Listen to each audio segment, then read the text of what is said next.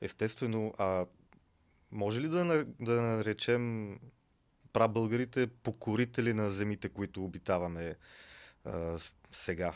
Или как може да кажем с това преселение, дори преди Аспарух още? Има ли го елемента на прабългари, като много силни войни, които всъщност са покорители на чужди Да, територии? категорично трябва да кажем, че българите в древността са доста агресивни завоеватели. Това въобще не бива да ни изненадва.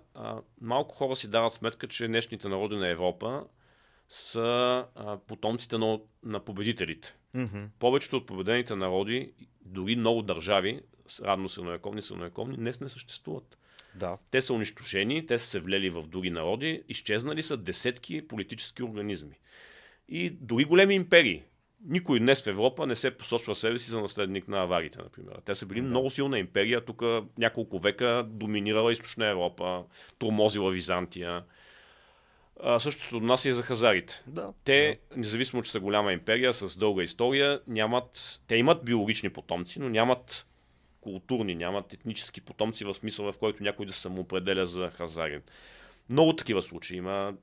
Гепиди, вестготи, най-различни случаи на народи, големи, могъщи, с отпечатък в историята, които просто не оцеляват, разпадат се, смесват се, абсорбирани са и тук извода е, че най-устойчиви, успешни са тези, които са били най-големите победители. Ние побеждаваме в много древни конфликти, налагаме своето име като политически етикет. Аз писах една студия преди известно време, че всъщност българи се превръща заради военните успехи на българските отряди, се превръща в престижен етикет.